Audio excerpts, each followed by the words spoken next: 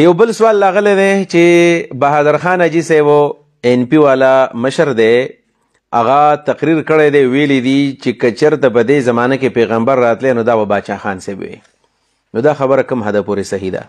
نو دا خبره غلطه ده، په دې کې صحیح خبره نشته دی. باچا خان مرحوم د پښتنو لیډرو او ښه لیډرو غیرتمندو او ډېر لوی کردار دی او د پښتنو دپاره هغه ډېر لوی قربانۍ ورکړي دي. دغه قربانو ته موږ د قدر په نظر باندې ګورو.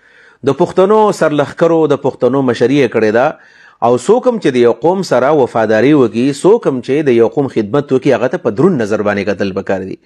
باچا خان مرحوم حقیقت دا دی چې د هغه د ډېر لوی علماء کرامو سره ناسته شوې ده. د مولانا مودودي رحمه الله سره هم ملاقات شوی دی، دارنګه د علماء دیوبند سره ډېر وخت پاتې شوی دی او د هغه چې کوم تحریک و خدایي خدمتګارانو کوم تحریک چلولی دی نو هغه ښه تحریک دی. لیکن دا خبره کول چې که په دې زمانه کې پیغمبر راتلی نو دا باچا خان نو دا خبره غلطه ده. ځکه په دې باب کې صرف یو حدیث راغلی دی، هغه حدیث دا دی چې نبي علیه صلات وسلام فرمایي چې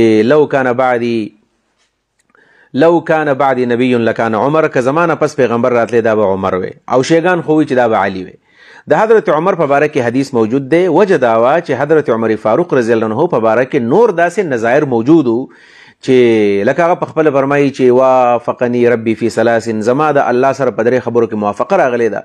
د هغه په ذهن کې به کله یو خبره راغله هغه شانې به وحي راغله او نور داسې ډېر زیاتو فضایل د حضرت عمر فاروق رضی الله عنه راغلی دي په حدیث مبارکو کې.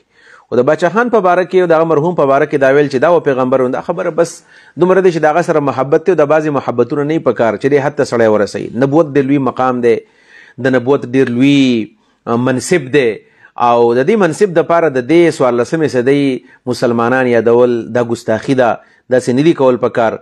او دا نن ته بهادر خان حاجي صاحب نن خپل مشر ته دا وایي چې دا پیغمبر وی، که پیغمبر راتلی حاجي بهادر خان به وی، دغه شان پیپلز پارټۍ والا به چې دا بټو صاحب وی او تاریخ انصاف والا به چې بس عمران خان به، بس د عمران خان په مینه کې هغه ډېر زیات ورمخکې دي.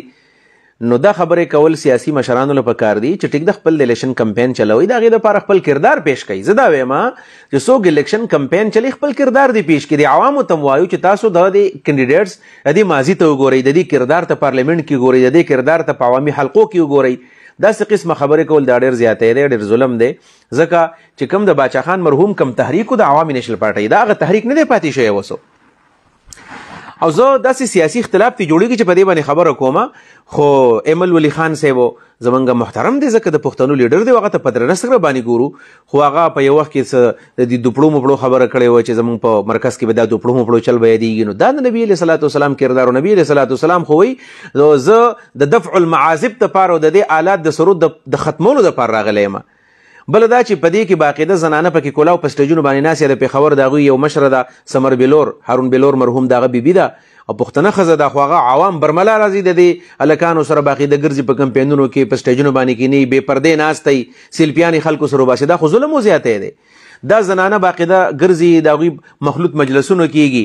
بلکې یو ویډیو کې راغلی چې د بهادر خان حاجي صاحب په خپله باندې په یو ځای کې لاس ماس د خلکو څه تاو کړي دي او ګډ شوی دی پکې. نو دا قسمه کردار چېرته هم نه ټیکو، لهذا دې نه ځان ساتل غواړي. دا خبرې کول بالکل ټیک نه دي. عوامو له پکار دي چې دا قسمه خبرې وپېژني او په دې باندې ځان پوهه کړي.